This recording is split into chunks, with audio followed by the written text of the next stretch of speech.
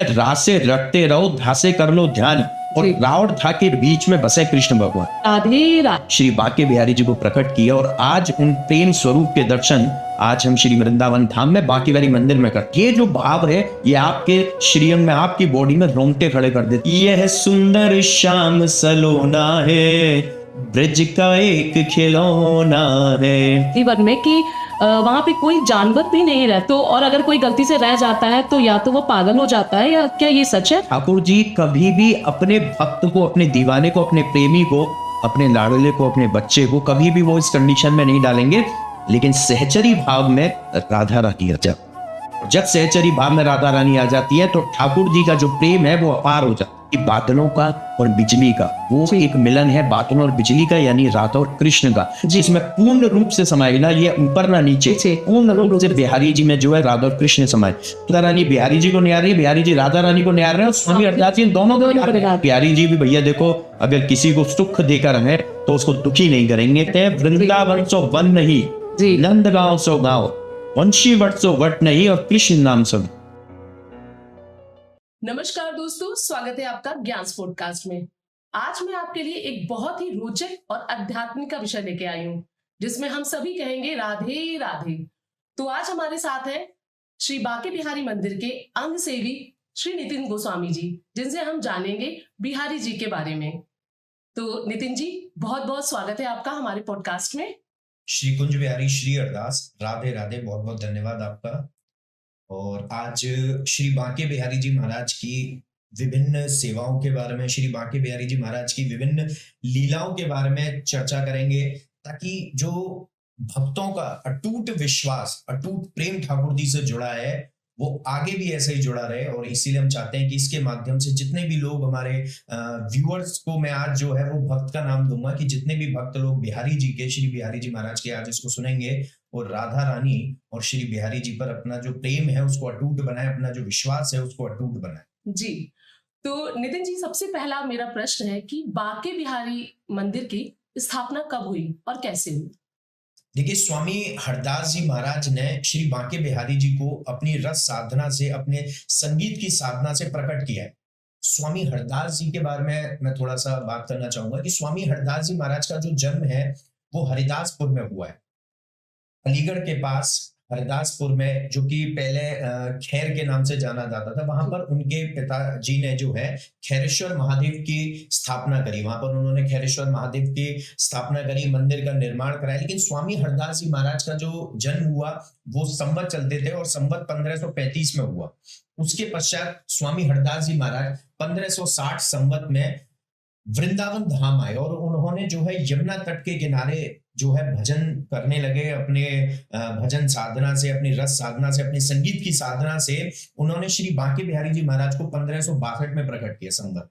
सर्वप्रथम श्री बिहारी जी महाराज की जो सेवा है वो श्री निधवन राज में होती थी, जो उसी स्थली पर जहां पर बिहारी जी प्रकट हुए, और आज उस स्थली का नाम श्री निधवन राज के नाम से जाना जाता है। काफी भक्त लोग वहां पर बिहारी जी के दर्शन के पश्चात जो वहां जाते हैं, और मैं यही कहूंगा कि बिहारी जी के दर्शन तब तक अधूरे हैं जब तक आप श्री निधवन राज नहीं जाएंगे। उसके पश्चात जो है 1921 संवत में श्री बांके बिहारी जी मंदिर जो आज विराजमान है, जिस मंदिर में विराजमान है उसका निर्माण हुआ। और सबसे पहले संवत 1921 में बिहारी जी जो वहां पर विराजमान हुए, जिसको अगर हम अपनी तारीख में बात करेंगे तो 10 दिसंबर 1864 जो तारीख थी, तिथि जो थी वो हमारी संवत के हिसाब से चलती है, तो 10 दिसंबर 1864 में सर्वप्रथम श्री बांके बिहारी जी महाराज जो है बांके बिहारी मंदिर में विराजमान हुए, जिसका निर्माण सभी गोस्वामी जनों ने मिलकर करा। जी, कुछ निधि वन के बारे में बताएंगे? आपका निधि वन का जिक्र हुआ है, वहां पे रहस्यों का कहते हैं, रासलीला होती है, रहस्य है वहां पे कई सारे, तो कुछ जानकारी देंगे हमारे आप श्रोताओं को? देखिए, निधवन राज एक ऐसी स्थली है जहां पर स्वामी हरदास जी महाराज ने ऐसे स्वरूप में, राधा और कृष्ण स्वरूप में बांके बिहारी जी को प्रकट किया, जिसके लिए हम कहते हैं एक प्राण दो देही, राधा कृष्ण दोनों सने। यानी बांके बिहारी जी महाराज जो है वो राधा और कृष्ण के मिले जुले रूप है।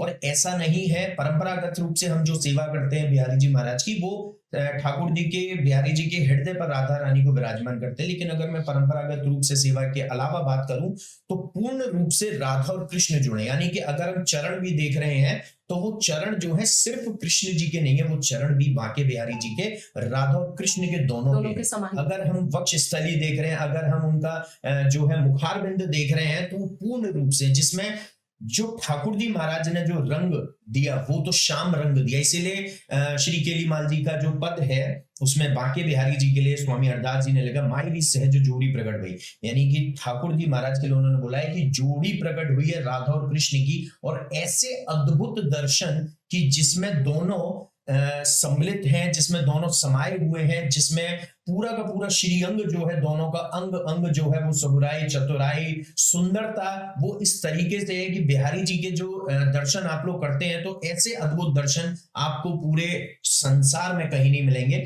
ऐसे ही श्री निधवन राज में एक स्थली है जिसमें राधा रानी जो है वो बंसी धारण करी हुई है। आप अगर वहां जाएंगे तो आप देखेंगे एक रंग महल है जी, जिसके बारे में आपने जैसे बात करी है कि श्री निधवन राज के हम बारे में बात करते हैं, वहां की चमत्कार, वहां की लीला के बारे में, तो वहां पर एक स्थान है रंग महल, जो राधा रानी का हम कहते हैं बेडरूम कह लीजिए, राधा रानी का महल कह लीजिए उसको। वहां पर रात्रि में काफी डॉक्यूमेंट्री भी जी न्यूज वगैरह और काफी चैनलों ने उसके डॉक्यूमेंट्री भी बनाई हुई है। आज भी वहां पर प्रतिदिन चमत्कार देखने को मिलता है, सबके सामने, भक्तों के सामने वहां पर ताला बंद किया जाता है। उनकी साड़ी है, उनके जो वस्त्र है, उनका जो श्रृंगार का सामान है, चूड़ी वगैरह, उनकी दातुन है, पान का बीड़ा है, लड्डू है, जल है, ये सब स्थिर रूप से सब चीजें रखी जाती है। जी।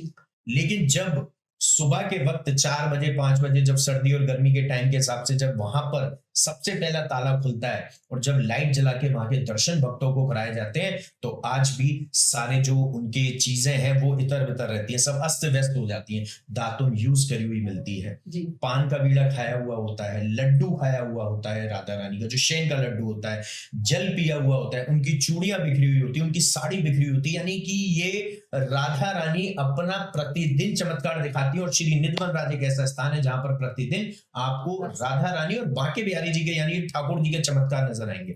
और कई बार ऐसा हमें लीला देखने को मिलती है कि जितना लड्डू शैन का ठाकुर जी ने बिहारी जी में पाया है रात्रि में, उतना ही शैन का लड्डू राधा रानी ने श्री निधवन राज में पाया। जितना जल बिहारी जी ने बांके बिहारी मंदिर में ग्रहण किया, उतना ही जल जो है वो निधवन राज में ग्रहण किया। इसीलिए मैं कहता हूं कि दोनों जो है पूर्ण रूप से मिले हुए, तो जब पूर्ण रूप से मिले हुए तो यहाँ भी ग्रहण कर रहे हैं और वहां भी उतना ही ग्रहण कर रहे हैं। ऐसे ही एक स्थान है रंग महल के आगे हम चलेंगे तो रास का स्थान है, वहां पर आज भी आपको ठाकुर जी महाराज के गोपियों के ग्वालों के पद चिन्ह मिलेंगे। आप जितनी भी लता पताओं को देखेंगे वहां पर निधिवन में, सबके जो मस्तिष्क हैं वो झुके हुए हैं, क्योंकि सब जो है उनके श्री चरणों में नतमस्तक है ठाकुर जी के। तो ऐसे ही जब वहां पर रास स्थली होती है, जब रास स्थली पे आप जाते हैं तो वहां पर आज भी आपको छोटे छोटे पद चिन्ह मिलते हैं ठाकुर जी के सुबह के टाइम पर। तो उससे ये भाव प्रकट होता है सभी के हृदय में कि ऐसे अद्भुत दर्शन के हमें हमारे ठाकुर जी के धूलन के दर्शन मिल रहे हैं। क्योंकि ब्रिज में ठाकुर जी जहां भी घूमे कृष्ण जी, वो हर जगह जो है नंगे पांव घूमे। ठाकुर जी द्वारकाधीश में राजाधिराज है और वहां पर तो स्वर्ण खड़ाबू में रहे, लेकिन वृंदावन में जो है ठाकुर जी नंगे पैर ही चले। तो निधिवन राज में आज भी प्रतिदिन आपको ऐसे ऐसे दर्शन मिलते हैं जो आपको कहीं नहीं मिलेंगे। जिसमें अभी मैंने एक और जिक्र किया था कि राधा रानी रूट के ठाकुर जी से जब बैठी थी तो वो ठाकुर जी की बांसुरी ले आई थी, तो उन्होंने वहां बांसुरी बजाने के दर्शन किए। अच्छा, तो ये जैसे वहां पे सुना जाता है निधिवन में कि वहां पे कोई जानवर भी नहीं रहता है, मतलब जो बंदर वंदर वहां पे रहते हैं वो भी नहीं रहते हैं। तो और अगर कोई गलती से रह जाता है तो या तो वो पागल हो जाता है, या क्या ये सच है?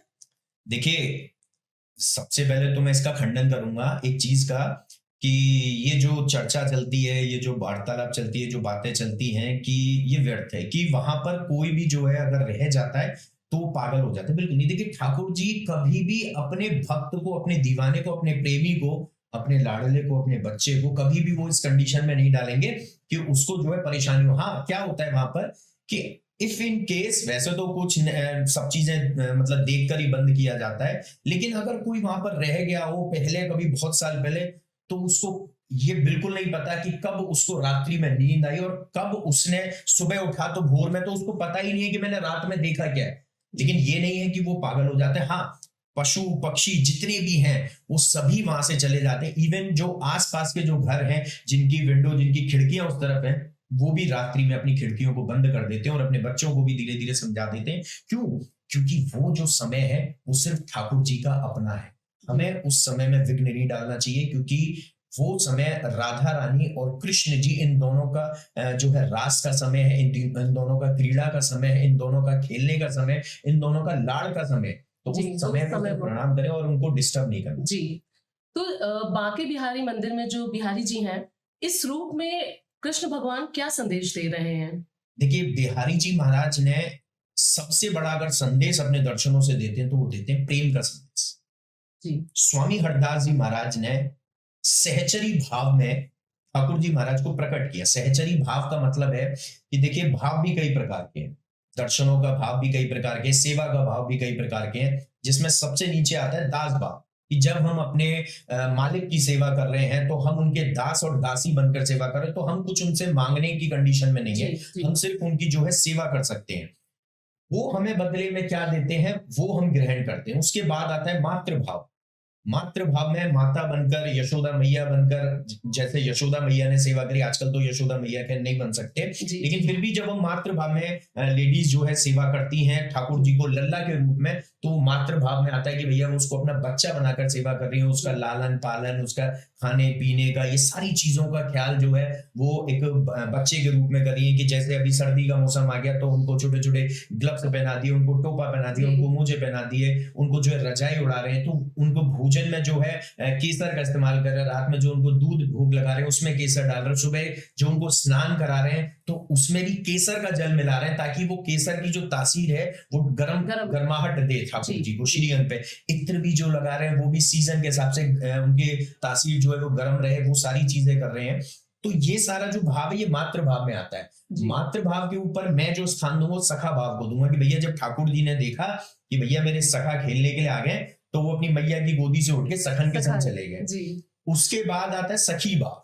जब सखी भाव में ठाकुर जी ने देखा कि भैया गोपियां सखियां मेरी आई हैं, तो वो अपने सखन में छोड़ के सखी के संग खेलने चले गए।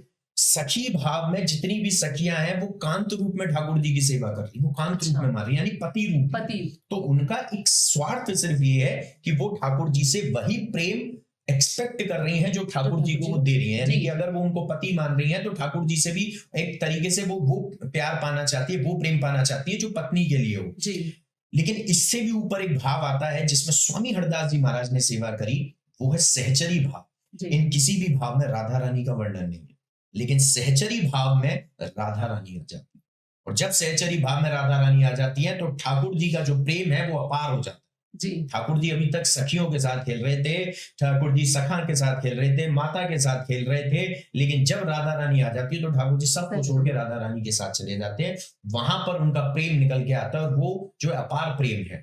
तो राधा रानी की और कृष्ण जी की सेवा जब स्वामी हरदास जी महाराज सहचरी भाव में कर रहे हैं तो वो निस्वार्थ भाव है। उसमें क्या है कि वो ठाकुर जी से कह रहे हैं कि प्रिया जी रूठ गई हैं, उन्हें मनाए लो।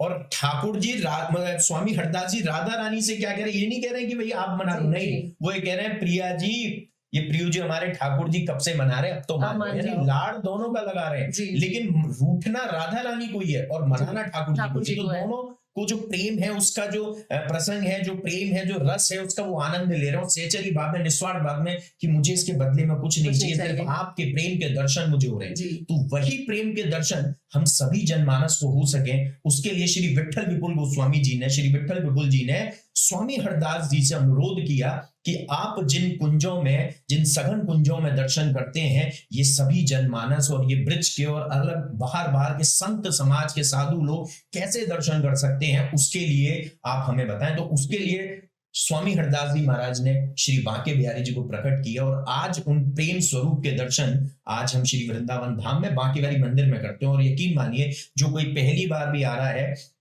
या बार बार आ रहा है, वो प्रेम के वशीभूत होकर आ रहा है। और बिहारी जी के दर्शन करने के बाद आज इतना लोगों का प्रेम बढ़ जाता है कि इतनी उनकी गोपियां सखियां हैं जो बिहारी जी के लिए वृंदावन में वास कर रही हैं, और आज भी उन्होंने शादी ना करी है, उन्होंने पति रूप में, कांत रूप में बिहारी जी को ही मान के सेवा करी है। और ऐसी भी कितनी बहनें हैं जो बिहारी जी के लिए रक्षाबंधन पर राखी बेचती हैं या खुद रक्षाबंधन पे आके ठाकुर जी को राखी देकर जाती हैं, बंधवा के जाती है, क्योंकि वो प्रेम के वशीभूत है। तो बिहारी जी के जो दर्शन है, जो स्वरूप है, जो आपका सवाल था, वो प्रेम का ऐसा स्वरूप है जो और कहीं नहीं मिलेगा। देखो जैसे बोलते हैं कि वृंदावन में वैसे भी आप जैसे ही घुसेंगे मंदिर ही मंदिर है, तो बांके बिहारी जी के मंदिर में ऐसा क्या खास है कि लोग भक्त जो हैं वो खींचे चले जाते हैं? देखिए, कहीं भी आप ब्रिज में चले जाइए, हर जगह आपको राधा और कृष्ण जी के अलग अलग दर्शन करने को मिलते हैं। जी। बिहारी जी में राधा रानी की सिर्फ गद्दी सेवा है, लेकिन बिहारी जी में सबसे अलग, सबसे पहले यही चीज है जो मैंने कहा कि बिहारी जी और मतलब राधा और कृष्ण के ऐसे मिले जुले रूप हैं, माई सहज जोड़ी प्रकट भई, कि वो ऐसी जोड़ी प्रकट भई है जो पूर्ण रूप से है। यानी चरण भी राधा रानी और ठाकुर जी दोनों के हैं, हस्त भी दोनों के हैं, कमर भी दोनों की है, वक्षस्थली भी दोनों की है, और मुखार बिंदु भी दोनों का है। सब कुछ जो है वो दोनों का है। इसीलिए बिहारी जी हमारे जो है नव दूल्हा और राधा रानी नव दुल्हन। ये नव दूल्हा और नव दुल्हन का श्रृंगार होता है प्रतिदिन बिहारी जी का, जिसमें ठाकुर जी महाराज कभी कभी सखी भाव में दर्शन देते हैं, यानी ठाकुर जी महाराज जो है राधा रानी स्वरूप में दर्शन देते हैं। तो पूर्ण दर्शन जो है वो राधा रानी स्वरूप के होते हैं। उसमें ठाकुर जी महाराज ने साड़ी पहनी होती है, जो आपको अमूमन ऐसे हर जगह दर्शन करने को नहीं मिलेंगे। कि वहां पे कृष्ण जी ने राधा रानी का श्रृंगार किया हुआ है, क्योंकि बिहारी जी जो है वो राधा और कृष्ण दोनों, अगर आप कृष्ण के उपासक हैं, अगर आप राधा रानी के उपासक हैं, तो बांके बिहारी जी के तो आप ऑलरेडी हो जाएंगे, क्योंकि बांके बिहारी जी ऐसे स्वरूप के दर्शन दे रहे हैं जिसमें ये दोनों आते हैं।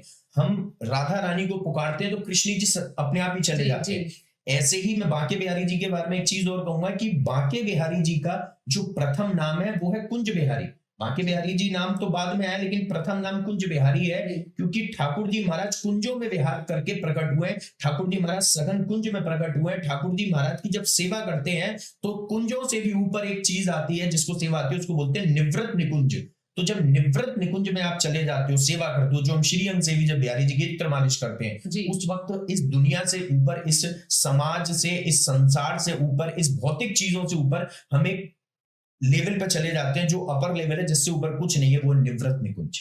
निवृत्त निकुंज में जब आप चले जाते हैं, वहां आपको गोपियां भी नहीं मिलेंगी, वहां आपको ग्वाले भी नहीं मिलेंगे, वहां आपको सिर्फ राधा और कृष्ण मिलेंगे, और आप सामने हो और आप उनके दर्शन कर पा रहे हो, उनकी सहज लीला के दर्शन कर पा रहे हो। वो आपस में खेल रहे हैं, वो आपस में महाराज कर रहे हैं, वो सारी चीजें कर रहे हैं, वो आपस में रूठना मनाना कर रहे हैं, वो होली खेल रहे हैं। आप तो सिर्फ उस निवृत्त निकुंज में जाके उनके दर्शन कर रहे हो।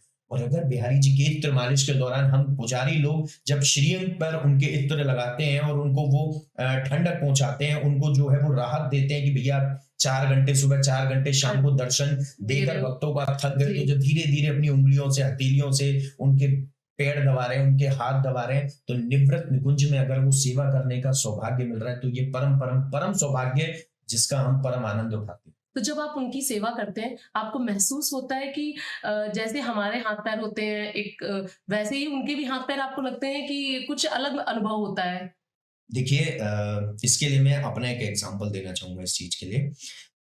जब हमारे यहाँ पर जनेऊ प्रथा होती है, हमारे यहाँ पर यज्ञोपवीत होता है, और यज्ञोपवीत संस्कार के बाद ही हम बांके बिहारी जी को स्पर्श कर सकते हैं। उससे पहले हम उनके पुजारी कहलाएंगे, लेकिन श्रीअंग से भी हम तभी कहलाएंगे जब हम उनके श्रीअंग की सेवा करेंगे। तो यज्ञोपवीत होने के बाद, जनेऊ धारण करने के बाद हम बिहारी जी के श्रीअंग को स्पर्श कर सकते हैं। तो जब मैंने स्पर्श नहीं किया था, तो मेरे मन में बड़े उत्सुकता थी, मेरे मन में बड़ी लालसा थी ये जानने के लिए कि ठाकुर जी कैसे हैं, ठाकुर जी कैसे, क्योंकि दूर से हम सिर्फ देख सकते थे और सिर्फ अपने साथ के जो पुजारी हैं उनसे सिर्फ उनके भाव सुन सकते थे। लेकिन जब तक आप किसी चीज को स्पर्श नहीं करोगे, जब तक आप उसका एहसास नहीं करोगे, आपको पता नहीं चलेगा। तो फर्स्ट टाइम जब मैंने बिहारी जी को स्पर्श किया, और टिल टुडे मैं आज भी जब बिहारी जी को स्पर्श करता हूं, तो सेम फीलिंग, सेम एहसास, बिल्कुल वही भाव मेरे अंदर आज भी आता है और रोंगटे खड़े हो जाते हैं जब मैं बिहारी जी को स्पर्श करता हूं कि माखन से भी कोमल, जल से भी निर्मल, मतलब इससे ज्यादा, जैसे जल में अगर हम हल्की सी उंगली लगाएं या उंगली डालें तो वो पूरा जल हिल जाता है, और जो बिल्कुल सॉफ्ट मक्खन होता है अगर उसको भी हम छुएंगे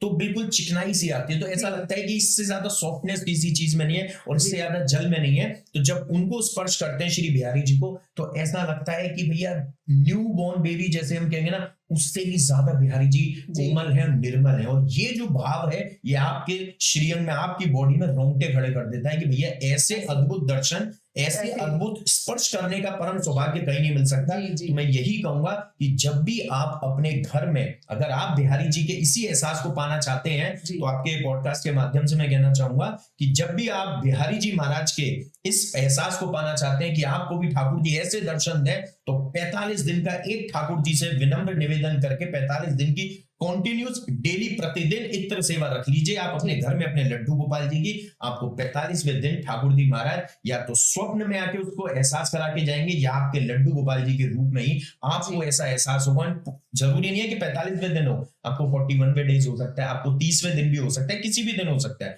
एहसास होगा जरूर, एहसास जरूर होगा। तो जैसे आपने इत्र सेवा का जिक्र किया है कि आप इत्र सेवा करते हैं, तो अभी ठंड चल रही है, उसके पहले गर्मी, और पहले अभी हल्की सी ठंड भी अभी थोड़े दिन पहले से हो रही थी, तो कब किस इत्र को हमें लगाना चाहिए, बिहारी जी की किस इत्र से सेवा करनी चाहिए? क्योंकि ये बहुत सारे जो लोग हैं, जो बिहारी जी के भक्त हैं, उन्हें नहीं पता होगा कि किस इत्र से हम सेवा करें। देखिए बहुत अच्छा प्रश्न है आपका ये, और ये बहुत जरूरी है जानने के लिए, क्योंकि कई बार क्या होता है कि हम लोग भाव के साथ तो सेवा करते हैं, लेकिन कुछ चीजों को हम ख्याल नहीं रख पाते। देखिए जैसे एक बच्चे की मालिश तेल से होती है, ऐसे बिहारी जी की मालिश इत्र से होती है।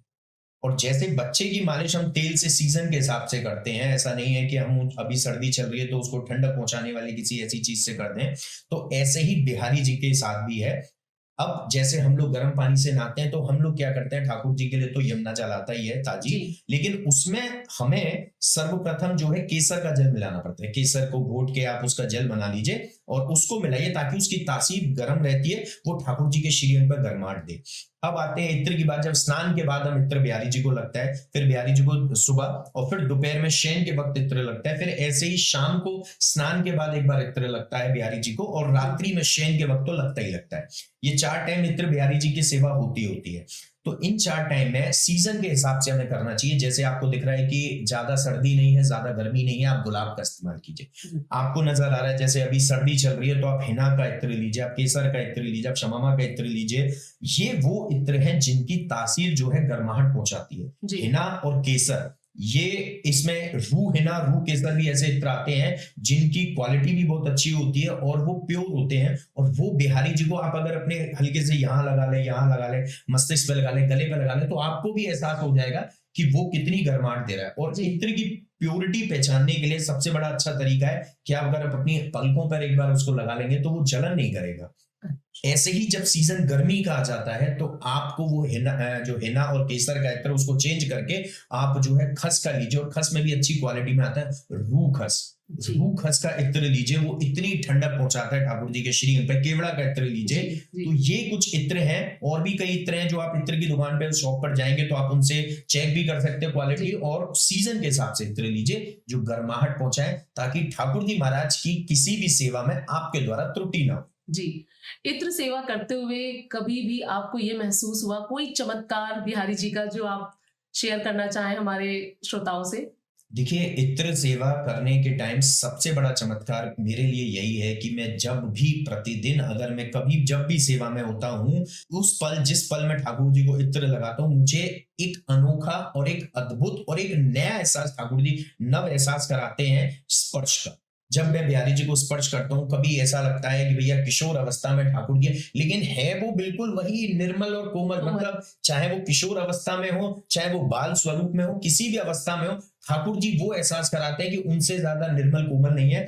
और इत्र लगाने के वक्त सबसे सही चीज क्या हो सकती है आपके संग, कि जब आप ठाकुर जी का हम श्रृंगार करते हैं, तो हम श्रृंगार करते में सोचते हैं कि भैया बाहर जो भक्त हैं वो आए हैं, जो आपके दर्शनार्थी हैं, श्रद्धालु हैं, वो दर्शन करने आए। तो आज हम जो है ठाकुर जी का श्रृंगार कैसे करें? जैसे मैंने बताया कि बिहारी जी का नव दूल्हा और नव दुल्हन का श्रृंगार होता है। तो बिहारी जी 2 मुकुट धारण करते हैं, एक कृष्ण जी, एक राधा जी वाला, एक बड़ा है एक छोटा है, लेकिन हम उसको चेंजेस करने की कोशिश करते हैं। तो वहां हमारा जो ध्यान होता है सिर्फ श्रृंगार पे होता है, और बाकी चीजों पे होता है जो भौतिक चीजें होती है।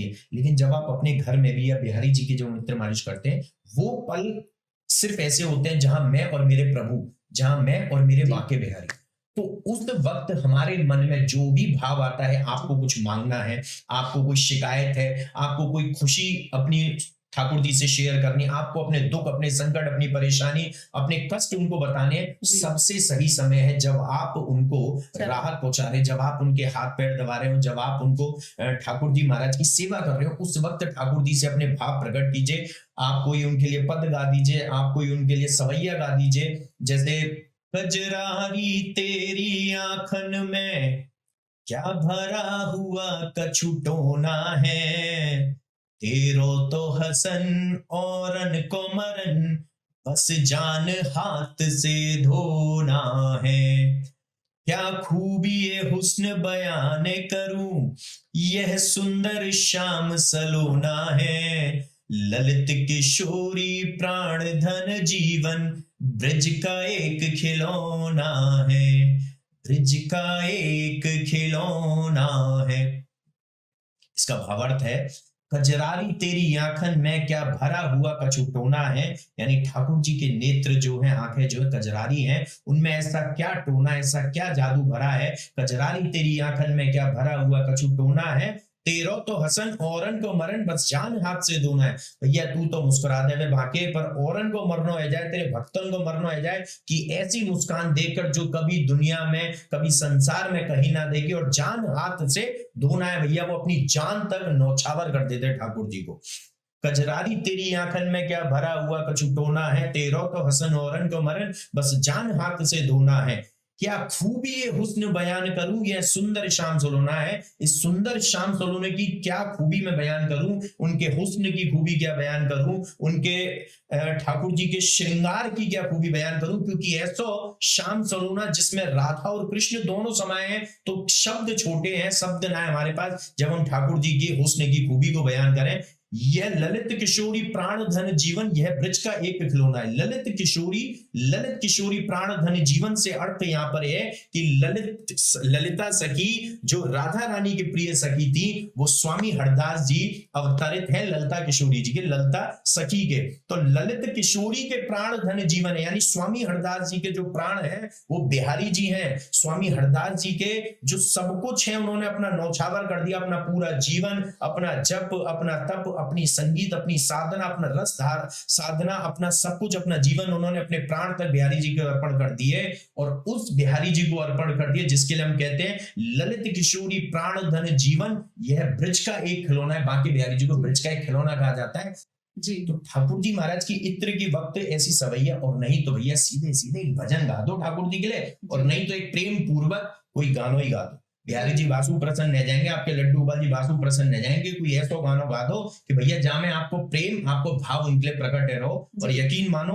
अगर आपने ऐसी चीज कर दी तो ऐसी कोई चीज नहीं जो ठाकुर जी आपको ना दे। जो आपको चाहिए वो ठाकुर जी जरूर देंगे, बशर्ते आपके लिए वो सही हो। वो सही होनी चाहिए जी। तो लड्डू से याद आया, जैसे आपने लड्डू बोला, तो बिहारी जी को भोग क्या लगता है और कैसे, मतलब जब आप भोग लगाते हैं तो क्या कभी ऐसा हुआ है कि बिहारी, आपको ऐसा अनुभव हुआ या ऐसा लगा आपको कि बिहारी जी ने खुद वो प्रसाद ग्रहण कर लिया, कि खुद उस भोग को लगाया, कि ऐसा कुछ अनुभव हुआ आपको? देखिए, ये बात मैंने पहले भी एक बार बताई हुई है, लेकिन मैं फिर भी इस चीज को बताना चाहूंगा जो आपका सवाल है। काफी वर्ष पहले मैं और मेरे कजन ब्रदर जो है, हम लोग सेवा कर रहे थे बिहारी जी की। तो शयन भी हम लोग करा रहे थे और सुबह उठा भी हम लोग रहे थे, यानी कि रात्रि में इत्र की मालिश वगैरह करके शयन भी कराते थे और सुबह उठाते भी थे। तो कुछ दिन से हम लोग नोटिस कर रहे थे कि एक डिब्बा बिहारी जी के समक्ष शयन के लड्डू रखे जाते, काफी लोगों के प्रसाद आते, काफी भक्तों का जो प्रसाद होता है उनके पुजारी जी द्वारा वो एक टेबल पर समक्ष ठाकुर जी के रखा जाता है कि कब ठाकुर जी को भूख लगेगी, रात्रि में उठेंगे तो वो शयन का लड्डू पालेंगे, और जल रखा जाता है और पान का बीड़ा भी होता है उसमें, क्योंकि ठाकुर जी के लिए कहा जाता है पान खा के मुस्कुरात मन होगा जी। तो ठाकुर जी पान खा के मुस्कुराते हैं और ठाकुर जी पान का बीड़ा भोग लगाते हैं। शयन का लड्डू हम देख रहे थे कि एक डिब्बा रोज खड़ा मिलता था, और उसमें से वो लड्डू जो है कभी आधा खाया हुआ, कभी पूरा खाया हुआ, कभी 2 खाए हुए, कभी थोड़ा सा 20% कह लीजिए लड्डू में से खाया हुआ, थोड़ा सा ही। हमको ना हल्के हल्के दांतों के निशान भी नजर आए। अच्छा। तो हमारे मन में भी एक उत्सुकता हुई, हमारे मन में एक भाव आया कि हमने बिहारी जी से कही, बिहारी जी ने का चमत्कार, मतलब हमारे लिए तो वो चमत्कार है लेकिन उनकी वो लीला है कि जब प्रतिदिन तुम लीला कर रहे हो, या लीला के दर्शन एक हनुम कराओ जी। तो हमने क्या किया, मैं और मेरे कजन ब्रदर थे, और मैं मतलब उस दिन एक साथ 2 चमत्कार बिहारी जी ने हमको दिखाए थे। बिहारी जी की जो चादर है, हम लोग उनके जो जो बिहारी जी की जो सिंहासन है जी जिस जी पे वो दर्शन देते हैं भक्तों को, हम उस सिंहासन पे प्रतिदिन रात्रि में भी चादर बिछा के जाते हैं। जी उस दिन चादर जो है बिछाने में थोड़ी सी देरी हो गई थी, तो मैंने भैया को बोला चादर क्या करेंगे बिछा के, सुबह तो हमको आना ही है, जी तो जब आएंगे तब बिछा लेंगे। तो भैया बोले कि अरे अगर बिहारी जी को मन कर दो कि जब चादर पे जब सिंहासन पे बैठे हुए को रात में उठ के अपने उससे सिंहासन से तब वो सॉरी शैया से, मैंने कहा हाँ बिल्कुल ये भी हो सकता है कि भैया शैया से उठ के ठाकुर जी अपने सिंहासन पे बैठ जाए। जी ठीक है जी।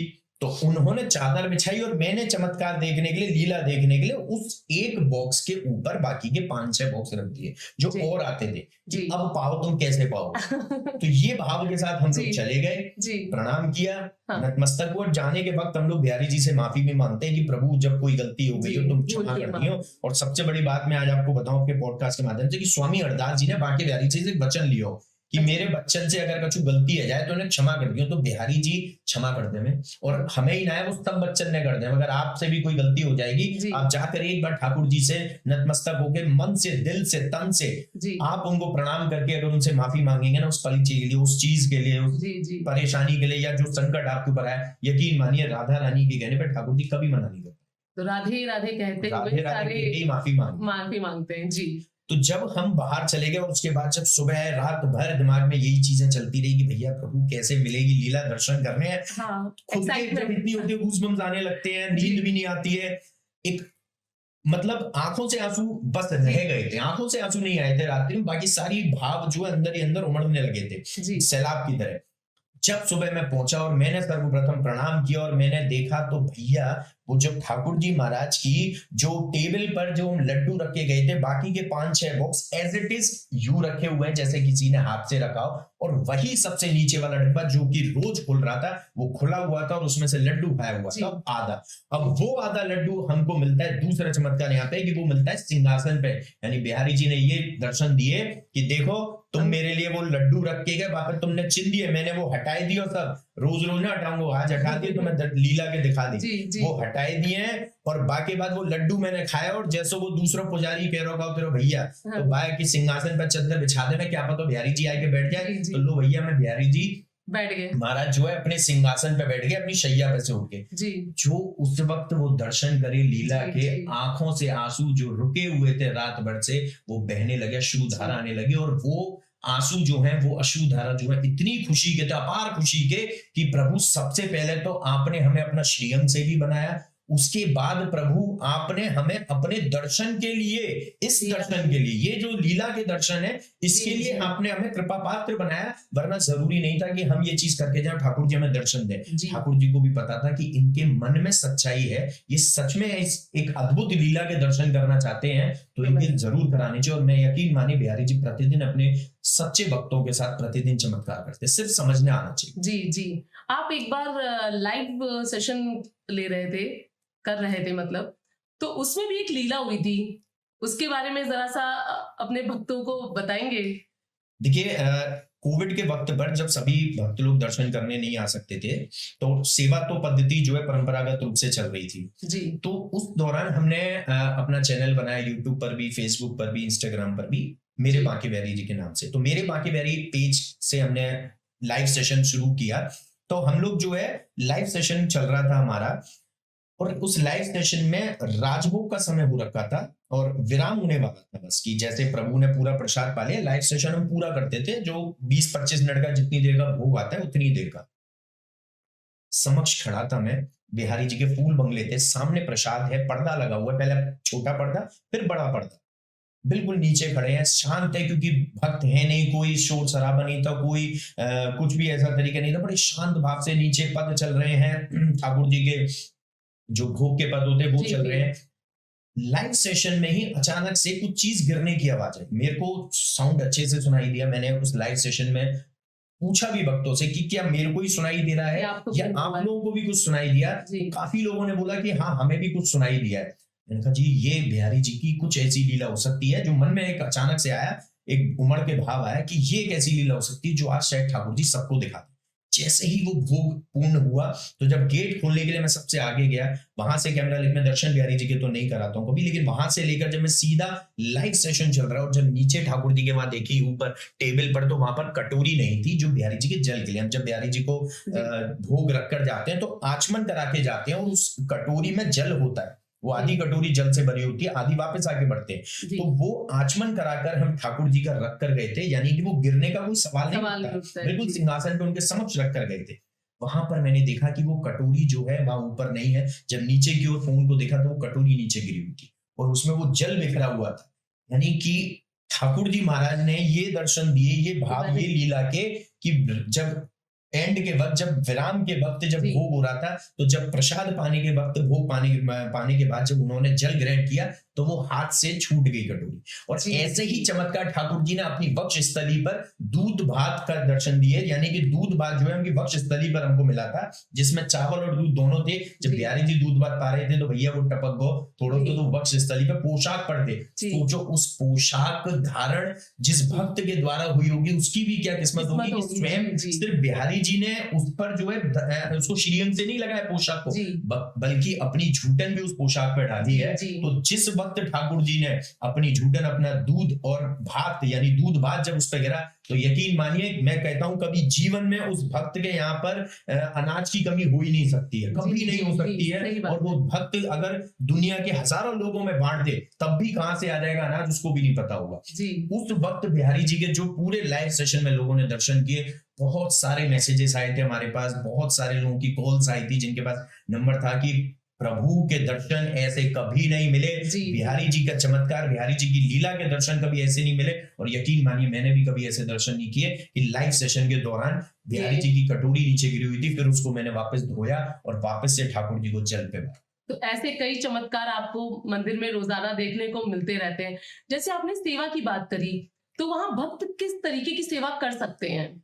देखिए, बिहारी जी की सबसे ज्यादा जो मैं कहूंगा फेमस सेवा है, या सबसे ज्यादा जो लोग भक्त कराना चाहते हैं या करते हैं, वो है बिहारी जी का मनोकामना दहलीज पूजन। जी, चौखट पूजन, दहलीज पूजन, ठाकुर जी की चौखट पर उनकी दहलीज पर बैठकर होता है। सप्त कलश, 9 कलश, 9 कलश या 11 कलश, इस तरीके से कलश रखकर होता है। एक कलश से भी पूजन होता है, लेकिन मेन हमारा जो कलश पूजन नहीं है, फोकस हमारा है वो चौखट पर, वो दहलीज पर, जिस पर ठाकुर जी महाराज की दहली पर, ठाकुर जी महाराज की दहलीज पर सभी देवी देवता जितने भी हैं वो सभी वहां पर विराजमान है। क्यों? क्योंकि जब भी दर्शन खुलते हैं वो सभी बिहारी जी को निहारते हैं, और जब वो दर्शन बंद होते हैं वो वहीं रहते हैं, वो कहीं नहीं जा रहे, वो बिहारी जी की दहली छोड़कर नहीं जा रहे, वो रात्रि 12 बजे भी वहीं मिलेंगे, क्योंकि उनको पता है कि बिहारी जी यहाँ से जाएंगे निधिवन रात के लिए, उसके भी दर्शन करेंगे।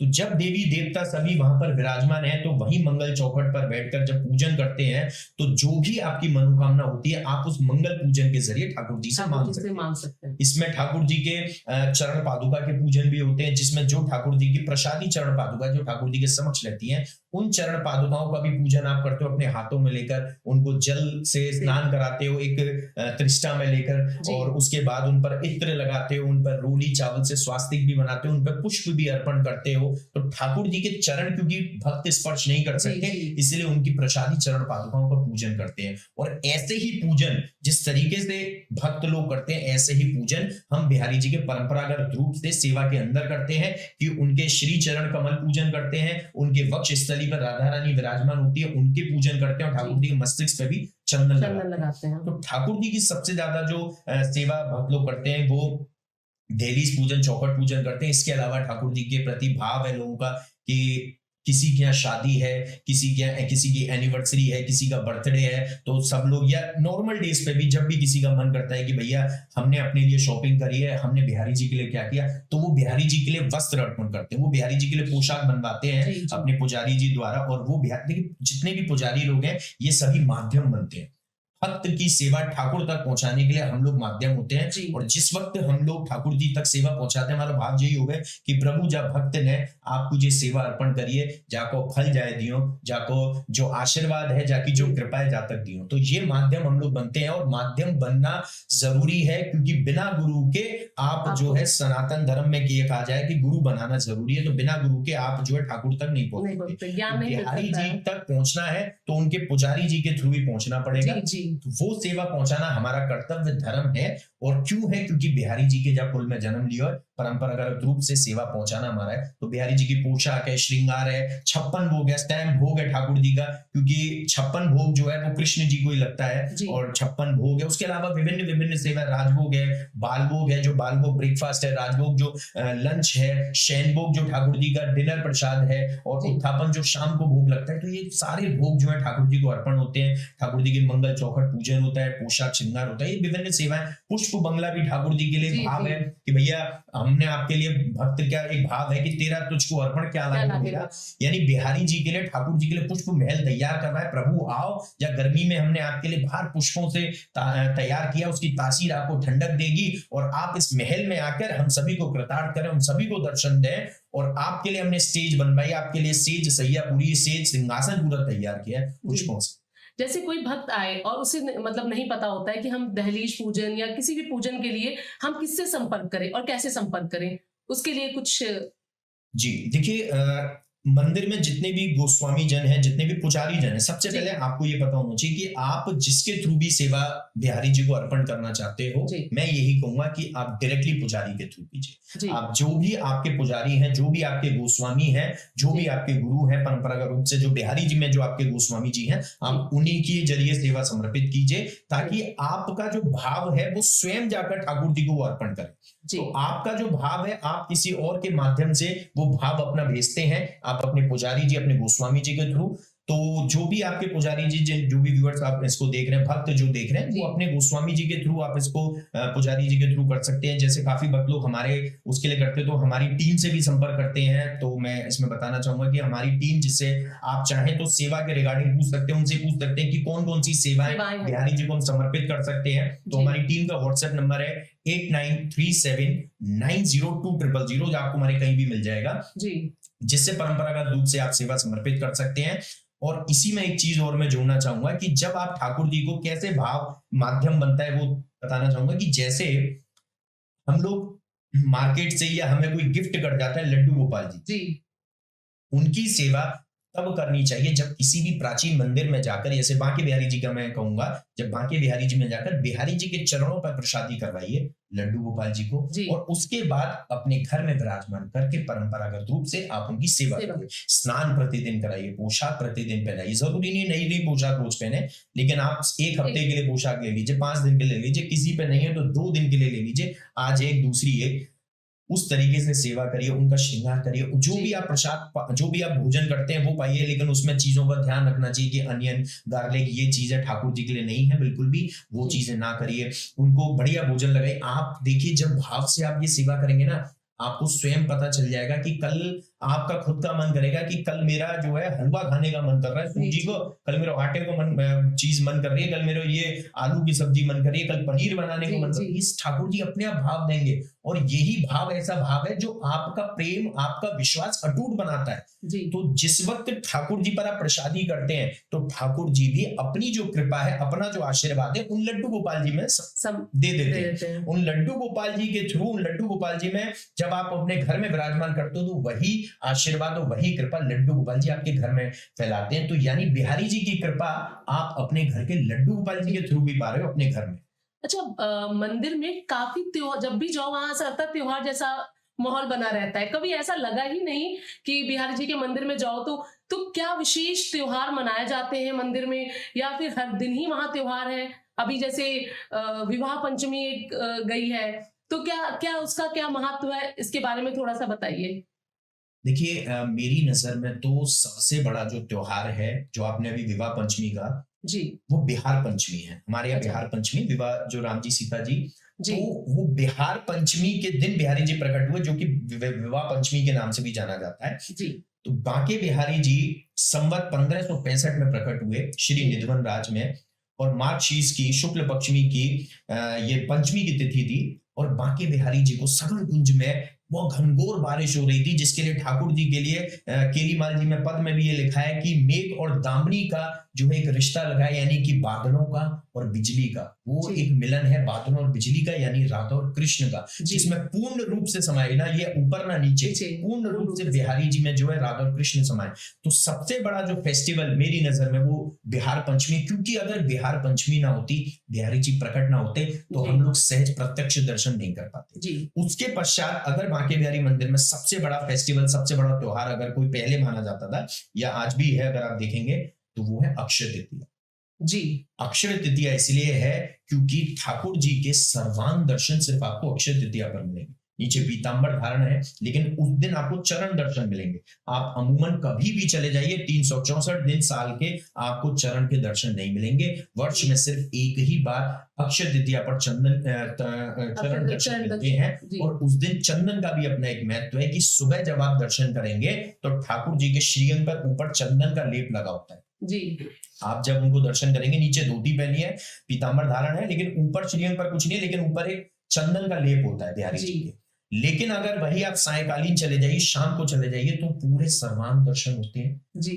चंदन का लेप भी नहीं होता। तो इससे बड़ा फेस्टिवल, इससे बड़ा त्योहार, इससे जी। बड़ा पर्व और क्या हो कोई कि नहीं हो हम सकता। अपने प्रभु जी। के ऐसे सर्वांग दर्शन कर रहे हैं जो कि सिर्फ पुजारी लोग कर सकते हैं, जो कि निवृत्त निकुंज में आपको दर्शन मिल सकते हैं, जी। जो कि आपको उस लेवल पर भक्ति के पे जाना पड़ेगा। और मैं आपको एक बात बता दूं कि उस दिन सबसे ज्यादा भीड़ भी होती है। उस दिन बिहारी जी अपने गर्भगृह से दर्शन देते हैं और बड़ी मुश्किल से बिहारी जी के चरण दर्शन होते हैं भक्तों को। तो जी। पहले तो चरण दर्शन ले जाए, वही बहुत है, बाकी बात सर्वांग दर्शन करें, जी। क्योंकि कष्ट से ही ये दर्शन मिलेंगे। देखिए सतयुग हो गया, द्वापर युग हो गया, जिनमें भी ऋषि मुनियों ने जब तप किया तो बैठकर हिमालय पर्वत पर, सर्दी हो गर्मी हो कोई चीज हो, उनको बाधा नहीं बनती थी और वो अपना जप तप करते रहते थे। लेकिन आज कलयुग में हमें सिर्फ थोड़े से कष्ट से, थोड़े से धक्कों से अगर बिहारी जी के दर्शन नसीब हुए तो उसमें कभी भी ये भाव मत लाओ, अरे बांके बिहारी मंदिर में तो भीड़ है, बांके बिहारी मंदिर में तो धक्के लग रहे हैं। अरे भैया, ये धक्के तो तुम्हारे काल के और तुम्हारे कर्मों के धक्कों को कम करेंगे।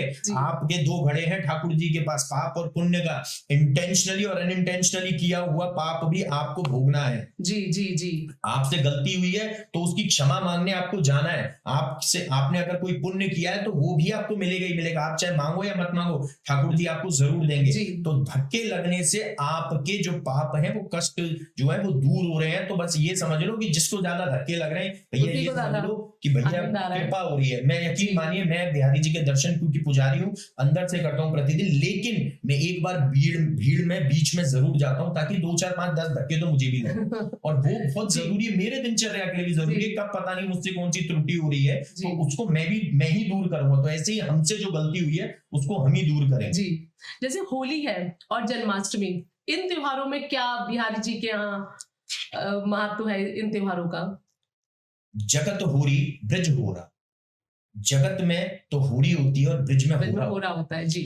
हमारे ब्रिज में आप लोग कभी भी अमूमन आप लोग देखेंगे तो हर जगह 1 या 2 दिन की होली खेलते हैं लोग, लेकिन यहाँ पर जो है सर्वप्रथम बांके बिहारी मंदिर में बसंत पंचमी के दिन होली का शुभारंभ होता है। बसंत पंचमी के दिन पहला ठाकुर जी को गुलाल लगाया जाता है। जी। ठाकुर जी को सवैया सुनाई जाती है। उन 40-45 दिन जितने भी दिन रह जाते हैं ठाकुर जी महाराज के बसंत पंचमी से और होली के पूर्णमासी तक, वो ठाकुर जी को सवैया पुजारी जी गोस्वामी जी द्वारा सुनाया जाता है। और ठाकुर जी के उसी दिन से गलचप्पे लगने शुरू हो जाते हैं। ठाकुर जी को प्रथम गुलाल, सर्वप्रथम जो गुलाल है वो उनके मस्तिष्क पे और उनके दोनों गालों पर ठोड़ी पर लगाया जाता है। 1 2 3 4, ये 4 जगह ठाकुर जी के गुलाल लगाया जाता है। राधा रानी को गुलाल लगाया जाता है। ठाकुर जी के श्री चरणों पर थोड़ा सा गुलाल अर्पण करते हैं।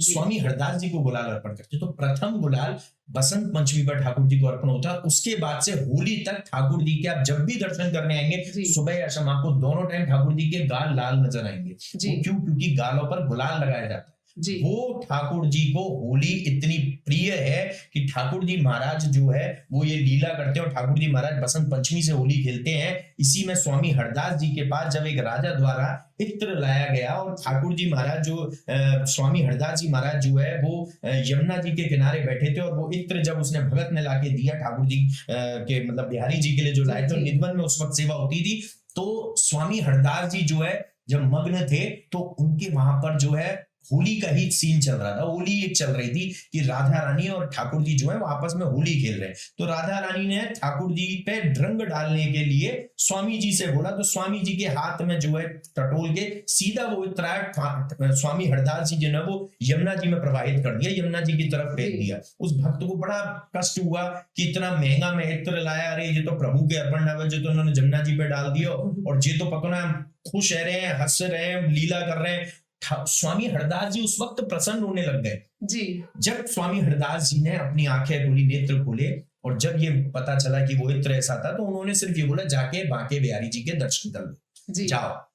जब उन्होंने बिहारी जी के दर्शन करे तब उनको पता चला कि स्वामी जी आखिर मुस्कुरा क्यों रहे थे, क्योंकि स्वामी जी ने भी जब वो इत्र फेंका तो सीधा वो इत्र जो है, शीशी नहीं, सीधा जो इत्र जो यमुना जी में गया था वो पूरा का पूरा बिहारी जी के यूं आ रहा था। जो बिहारी जी के उसने दर्शन करे तो वही इत्र, वही महक, जिसको खोलते शीशी को महक आने लगी, और वो इतना महंगा इत्र था, वो स्वामी जी ने जब बिहारी जी के फेंका तो पूरा जो है ऊपर से नीचे टपक रहा था। और श्री निधवन राज में वो प्रत्यक्ष दर्शन वो राजा कर रहा था, उसकी आंखों से भी आंसू थे कि ये ऐसी लीला है कि वहां बैठे भी उन्होंने यहाँ दर्शन दिया। जी जी। और मतलब यहाँ जब जन्माष्टमी होती है उस दिन क्या मतलब मंदिर में हलचल रहती है, कैसा रहता है मंदिर में वातावरण? देखिए, बांके बिहारी जी का जो मूल स्वरूप है वो राधा और कृष्ण है जी। हमारे यहाँ पर जन्माष्टमी क्योंकि परंपरागत रूप से हम लोग मनाने लगे हैं अभी, और बिहारी जी में वैसे जन्माष्टमी का कुछ अपना अलग से नहीं है, लेकिन उसमें चीजें क्या एड ऑन हो गई हैं, चीजें क्या होने लगी हैं कि बिहारी जी में जन्माष्टमी वाले दिन मंगला आरती होती है। इस वर्ष में सिर्फ एक ही दिन जो है मंगला आरती होती है, वो जन्माष्टमी वाले दिन होती है। और बिहारी जी का जो अभिषेक होता है, महाअभिषेक होता है, जो पंचामृत से दूध दही शहद बुरागी इनसे जो महाअभिषेक होता है ठाकुर जी का, वो भी वर्ष में सिर्फ 2 ही बार होता है। एक होता है श्री कृष्ण जन्माष्टमी पर, और एक होता है बांके बिहारी जी की बिहार पंचमी पर, जिस दिन बिहारी जी प्रकट हुए, जो अभी निकल कर गई। तो सर्वप्रथम रात को 12 बजे जन्माष्टमी वाले दिन बिहारी जी का महाअभिषेक होता है जी। उसके पश्चात बिहारी जी जो है दर्शन देते हैं भक्तों को, पूरा एकदम स्वर्ण रजत श्रृंगार होता है, ठाकुर जी की भव्य दिव्य पोशाक होती है, पीतांबर ठाकुर जी धारण करते हैं। उसके बाद जब वो अपने सिंहासन पे पालने में दर्शन देते हैं, वो जो सिंहासन है वो पालना है, जब दर्शन देते हैं, आप कभी भी जन्माष्टमी की रात्रि को बिहारी जी के दर्शन कर लीजिए, जो मंगला दर्शन हम लोग कहते हैं। उसके बाद भीड़ इतनी हो जाती है, मंगला आरती होती है, मंगला आरती में बहुत भीड़ होती है, तो आप जब मंगला दर्शन करेंगे आपको ठाकुर जी का फेस एक छोटा सा बच्चा जो होता है, बालक होता है, उसके रूप में छोटा सा फेस है। मैं जब भी दर्शन करता हूँ मंत्र मुग्ध हो जाता हूँ, उस वक्त बिल्कुल मन नहीं करता कि उनके सामने से हट जाए, तो कहीं भी ऐसी जगह पकड़ लेता हूँ जहां से न दर्शनार्थियों को परेशानी हो रही हो, न किसी और को, और मेरे भी दर्शन हो रहे हो। तो वो एक ऐसे दर्शन होते हैं कि ठाकुर जी क्यूट सा एक बेबी के रूप में दर्शन दे रहे हैं। कभी भी आप मंगला दर्शन कर लीजिए जन्माष्टमी पर ठाकुर जी के, वैसे दर्शन जो बाल रूप में, बाल स्वरूप में होंगे, वो आपको पूरे वर्ष में नहीं होंगे, या तो होंगे तो सिर्फ बिहार पंचमी पर होंगे। अच्छा, तो जैसे और मंदिरों में बहुत से रीति रिवाज मनाए जाते हैं, क्या बिहारी जी के मंदिर में भी कोई रीति रिवाज है या आरती के टाइम कुछ मनाया जाता हो ऐसा? देखिए, बिहारी जी में 3 आरती होती है। सर्वप्रथम श्रृंगार आरती, उसके पश्चात राजभोग आरती, और उसके पश्चात रात्रि में शयन आरती। अमूमन आप कहीं और मंदिर में जाएंगे तो आपको एक और आरती देखने को मिलेगी, वो है मंगला आरती जी। बिहारी जी में थोड़ा सा अगर किसी अन्य मंदिर से अलग है तो वो यही है, एक तो बिहारी जी जो है जल्दी नहीं उठते हैं। स्वामी हरदास जी का भाव था कि बांके बिहारी जी जो है वो महाराज करते हैं, बांके बिहारी जी राज करते हैं श्री निधवन राज में, तो जब राज करते हैं तो ठाकुर जी थक जाते हैं जी। तो इसीलिए बिहारी जी को जो है वो सुबह देर से उठाते थे स्वामी हरदास जी, तो उन्होंने मंगला दर्शन और मंगला आरती का हमारे यहाँ पर कोई ऐसा चलन नहीं है, वो वर्ष में सिर्फ एक ही दिन होता है। तो अन्य मंदिरों से जो अगर अलग करता है तो वो सिर्फ यही चीज करती है। उसके अलावा जितने भी प्राचीन मंदिर है सभी में परंपरागत रूप से जो सेवा होती है वो एक ही तरीके से, कि सबसे पहले अपरस में सेवा है, वहां पे भी अपरस में सेवा है, अन्य मंदिरों में, हमारे यहाँ भी अपरस में सेवा है, जो सभी मंदिरों को एक करती है। उसके बाद जो भोग की पद्धति है वो भी सभी मंदिरों में चलती है, कि जब ठाकुर जी हमारे यहाँ पर सुबह उठते हैं तो हम उठते ही ठाकुर जी को पहले भोग लगाते हैं। उसके पश्चात ठाकुर जी को सबसे पहले जल पिवाएंगे, फिर जल पिवाने के बाद शैया पे जल पिवाएंगे, फिर जब उनको विराजमान करेंगे सिंहासन पर अन्य सेवाओं के लिए, उनके स्नान वगैरह के लिए, तो पहले भोग लगाएंगे। उसके बाद फिर ठाकुर जी का स्नान होगा, फिर ठाकुर जी के स्नान के बाद, श्रृंगार के बाद फिर से भोग लगेगा ठाकुर जी का। उसके पश्चात ये भी ब्रेकफास्ट नहीं आया, जी उसके बाद फिर ठाकुर जी का ब्रेकफास्ट भी आता है अमनिया, तो यानी कि वो बाल भोग हो गया ठाकुर जी का, वो फिर भोग लगेगा। यानी ठाकुर जी की जो है भोग जो है काफी सारी पूरे चीजें दिन चलती खाते है। पीते और रहते हैं बिहारी जी जो है दूध, जिसको दूध भात हम कहते जी हैं, जी जी और अधोटा, इन दोनों के बड़े प्रेमी है। और बिहारी जी का जो प्रिय भोग है वो दूध भात और अधोटा है। दूध जी भात एकादशी वाले दिन या किसी पर्व वाले दिन नहीं बनता है, बाकी अन्य दिन बनता है। और अच्छा अधोटा जो है वो ठाकुर जी को प्रतिदिन भोग लगता है, चाहे पर्व हो चाहे एकादशी हो, प्रतिदिन भोग लगता है ठाकुर जी को। वो उनका जो है फेवरेट प्रसाद भी कहलाया जाता है। जी और आप कभी भी घर में दूध भात बना लीजिए और एक बार बिहारी जी का दूध भात पा लीजिए, वो दोनों का जो टेस्ट है, जो सब कुछ है, वो अलग नजर आएगा। और जब आप उसको ग्रहण करेंगे ना, तो सिर्फ आपको जी ऐसा नहीं लगेगा कि ये इतना मीठा मेरे अंदर जा रहा है, इतना, आपको यही अपने आप ऐसा लगेगा उस भाव के साथ करना जी जी कि प्रभु की झूठन को मैं पा रहा हूं या मैं पा रही हूं। और वो जब प्रसाद आपके कंठ से जाएगा तो ना जाने कितनी आपके कष्टों को, शारीरिक, आपके मानसिक, जो जी दिमाग में हमारे चलते हैं, टेंशन हम लोग लेके पूरे दिन घूमते हैं, वो दूर कर देगा। अच्छा, बिहारी जी का जो भोग है वो क्या गोस्वामी जी बनाते हैं या फिर कोई और विशेष व्यवस्था है उनके भोग बनाने की? देखिए, बिहारी जी का जितना भी कच्चा प्रसाद है वो अपरस में बनता है और वो जी गोस्वामी जी द्वारा ही बनता है, और वही बिहारी जी को भोग लगता है। सूर्य की किरण भी नहीं पड़ती, उसके पीछे से एक रास्ता है बिहारी जी के, जहाँ कच्ची रसोई हमारी बनती है। वहां पर आज भी वहां पर वही चूल्हे पर लकड़ियों के द्वारा ही भोग बनता है। सारा पद्धति वही चली आ रही है जो पहले चली आ रही थी परंपरागत रूप से। और वो अपरस में बिहारी जी को प्रसाद बनता है, पहली चीज। और उसके बाद वो अपरस में ही बिहारी जी के समक्ष आता है, अपरस में ही भोग लगता है। बाकी का जितना भी पक्का प्रसाद है ठाकुर जी महाराज की, जो बिहारी जी के भक्त, जिनकी हवेली है, पुरानी हवेली के नाम से जाना जाता है, जो बेरीवाल परिवार से है, उनके द्वारा पक्का प्रसाद भोग लगता है। और ऐसे ही बिहारी जी के ऊपर भी एक रसोई है मंदिर के, जो वहां पर भी पक्का प्रसाद, जो पूड़ी सब्जी वगैरह का दोनों टाइम सुबह भी और शाम को बनता है। और विभिन्न अन्य प्रसाद भी जो है वो ऊपर बनते हैं। जी दूध भी बिहारी जी के लिए भोग लगने के लिए आता है। तो ठाकुर जी महाराज का जितना भी, बिहारी जी का जो आपने बात करी कि गोस्वामी जी बनाते हैं, जितना भी कच्चा प्रसाद बनेगा, इवन दूध भात भी, आप दूध भात बाहर से लाकर भोग नहीं लगा सकते, जी आप अपने घर से लाकर भोग नहीं लगा सकते। वो भी जो है परंपरागत रूप से बिहारी जी के ही किचन में कच्ची रसोई में ही बनेगा और वो ठाकुर जी को भोग लगेगा। दूध भात, अधोटा आप बनाकर लाके भोग जी लगा सकते हैं। तो कच्ची रसोई ठाकुर जी महाराज की गोस्वामी जनी बनाते हैं। और उसके बाद जो कच्ची रसोई का जो भोजन है वो फिर गोस्वामी जी लाके फिर हाँ, बिल्कुल। जो कच्ची रसोई का जो प्रसाद है, अगर आपको वो पाना है तो आप अपने, मैंने जैसे बताया कि आपकी कोई भी सेवा है जी वो आप अपने गोस्वामी जी, अपने पुजारी जी द्वारा ही समर्पित करते हैं। तो आप उन्हीं से ही अनुरोध करेंगे, उनसे आप कहेंगे तो वो आपको कच्ची रसोई का प्रसाद भी जरूर खिला देंगे। मैं कहता हूँ चाहे थोड़ा सा ही मिल जाए, लेकिन वो थोड़ा मिल सा ही जाए। एक अमृत से जी, कम जी। नहीं है, वो अमृत ही है जो आपको सिर्फ ग्रहण करना है, क्योंकि बहुत सारे भक्त हैं और पुजारी जी के परिवार में भी वही प्रसाद चलता है। जी, जैसे बांके बिहारी जी हैं तो उनके नाम में बांके क्यों लगाया गया है? बांके शब्द का क्यों प्रयोग किया गया है? देखिए, बांके बिहारी जी का जो प्रथम नाम है वो है कुंज बिहारी। जी स्वामी हरदास जी ने सघन कुंज में बिहारी जी को प्रकट किया, तो कुंज बिहारी नाम है। और कुंज बिहारी का, सबसे पहले तो कुंज बिहारी का अर्थ बता दूं कि कुंजों में राधा और कृष्ण विहार कर रहे हैं, जी कुंज बिहारी इसलिए नाम है। और कुंज बिहारी में सिर्फ कृष्ण जी नहीं है, इस कुंज बिहारी नाम में राधा और कृष्ण दोनों आते हैं। ये जी। कुंज बिहारी जो हम संबोधित कर रहे हैं, संबोधित करते हैं, ये केवल ठाकुर जी के लिए नहीं है, ये ठाकुर जी और भगवान दोनों के लिए है। जी। तो कुंज बिहारी का अर्थ है राधा और कृष्ण का मिला जुला रूप। इसीलिए जो महामंत्र हम जो भक्तों को देते हैं कि भैया आप जो मंत्र का जाप करिए, वो श्री कुंज बिहारी श्री हरदास है। जी। इसमें आप जो दर्शन हम लोग सहज करते हैं बिहारी जी मंदिर में, समक्ष हम देखते हैं अपने, वो बिहारी जी खड़े हैं, साथ में राधा रानी की गद्दी सेवा है, और वहीं समक्ष एक छोटा सा चित्रपट है, वो स्वामी हरदास जी का। और स्वामी हरदास जी का जो फेस होता है वो सदैव बिहारी जी की तरफ होता है।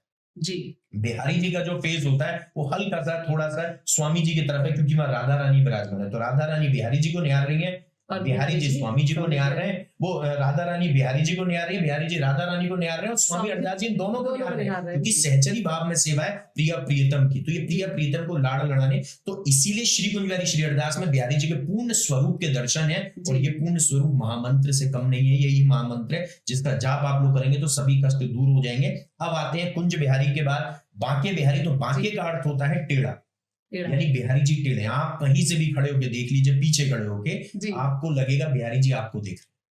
आप जहां भी खड़े होकर देखेंगे आपको लगेगा कि उनके नेत्र आपकी तरफ है। तो बिहारी जी नजरों से भी टेढ़े हैं, बिहारी जी की मुस्कान भी टेढ़ी है, बिहारी जी की कमर भी टेढ़ी है, जी। बिहारी जी के हाथ भी टेढ़े हैं और बिहारी जी के चरण चरण भी भी टेढ़े हैं। टेढ़े हैं। तो ये जी। टेढ़ो ठाकुर इसीलिए हम कहते हैं बांके बिहारी जी को टेढ़ो ठाकुर भी कहा जाए, बांके जी। बिहारी जी को टेढ़ो बिहारी भी कहा जाए। और बांके बिहारी का अर्थ मतलब बांके मींस टेढ़े और बिहारी मींस बिहार करने बिहार। वाले। आज भी बिहारी जी रोज निधिवन जाके बिहार करें, जी आज भी जाके वहां रास करें, चाहते तो बिहारी जी मंदिर में ही कर ले। मैं जी बोले जी नहीं, जहां मैं प्रकट हुआ हूं वहीं मेरी राधा रानी के रंग महल है, वहीं मैं रास करूं और वहीं स्वामी जी की समाधि है। जी। तो वो जो एक लीला है कि जिसमें स्वामी जी जो है भजन कर रहे हैं, स्वामी जी ने रस साधना से उनको प्रकट किया, जी। वो प्रतिदिन होती है रात्रि में, जब स्वामी हरदास जी जो है संगीत की साधना कर रहे हैं और बांके बिहारी जी राधा कृष्ण दोनों जो है गोपी ग्वालों के संग रास कर रहे हैं। अच्छा, वहां पे एक और भी चीज है, जैसे हम दर्शन करने जाते हैं तो तुरंत पर्दा आ जाता है, फिर पर्दा हटाया जाता है। क्या इसके पीछे भी कोई कहानी या कोई चमत्कार है बिहारी जी का? देखिए, बांके बिहारी जी का पर्दा प्रथा पहले नहीं थी, जी एक रानी थी, सब कुछ था राजा के पास, रानी के पास, जी पुत्र की कमी थी। और वो बिहारी जी के जब भी दर्शन करने आती थी तो वो पुत्र ही मांगती थी। लेकिन एक बार जब वो दर्शन करने आई तो कुछ ऐसा भाव बन गया, ऐसा माहौल बन गया, भीड़ थी नहीं, पुजारी जी भी बैठे हुए थे, वो ठाकुर जी को निहारे जा रही हैं। ठाकुर जी भी, मैंने बताया जैसे कि उन वो भक्तों को भक्त देखते रहते हैं, वही। ठाकुर जी उनको देख रहे हैं, वो ठाकुर जी को देख रही हैं, उनकी आंखों से आंसू भी आ रहे हैं, सब कुछ है, लेकिन उनकी पलक नहीं झपक रही, जी ओझल नहीं हो रही।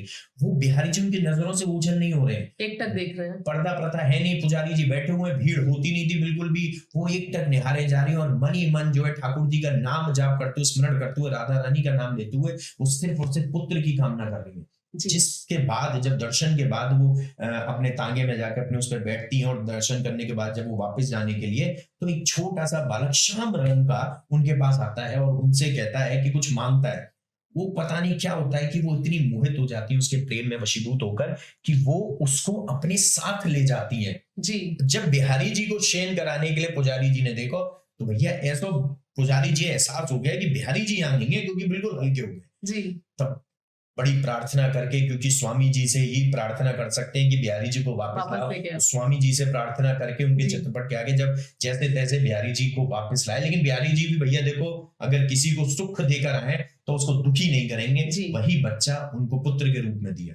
और बिहारी जी की सबसे बड़ी लीला है कि वो एक टक निहारे जा रही थी। तो आज भी अगर भक्त जब एक टक निहारता है तो हमें पर्दा करना पड़ता है, ताकि जो ओझल होता है, ताकि जो उन दोनों के कनेक्शन जुड़ रहा है उसको हम रोक सके। भैया हमारे पास जी। तो एक ही श्रीनिधि, हमारे पास तो एक ही निधि, हमारी एक ही दौलत है, एक ही सब कुछ है, वो है बांके बिहारी। जी जी अगर वही चले जाएंगे तो भैया मंदिर शून्य हो जाएगा। जैसे आप जगन्नाथपुरी चले जाइए, और जब जगन्नाथपुरी में भगवान जगन्नाथ जी जब अपने मंदिर से जाते हैं अपनी मौसी जी के यहाँ, और जब जी। मंदिर में आप दर्शन करने जाते हैं, मैंने भी किया, तो मंदिर आपको पूरा सूना लगता है। मेरी आंखों से भी आंसू आ गए कि प्रभु आपके मंदिर में घूम रहा हूं लेकिन आप नहीं हो यहाँ। सच तो में। ऐसे ही हमारा जो भाव यहाँ रोज का सा बन जाएगा अगर प्रभु के मंदिर में हम हो और प्रभु ही हमारे ना हो। तो इसीलिए हमें पर्दा करना पड़ता है और वो बहुत जरूरी तो है। ये एक ही बार की घटना है, ऐसा तो नहीं है कि बार बार हुई घटनाएं तब पर्दा प्रथा हुई, बस ये एक घटने की वजह से ही पर्दा प्रथा स्टार्ट हुई जी, है। ये एक घटना ने इतना हिलाई दियो कि बाद में ऐसा भगत भी ना बनो, ऐसा भगत जी, बनना जी। भी बड़ा मुश्किल है कि आप एक टक देखें। और इसीलिए भीड़ भी होती है, ये जी। भीड़ का भी ठाकुर जी ने पूरा सिस्टम बनाया हुआ है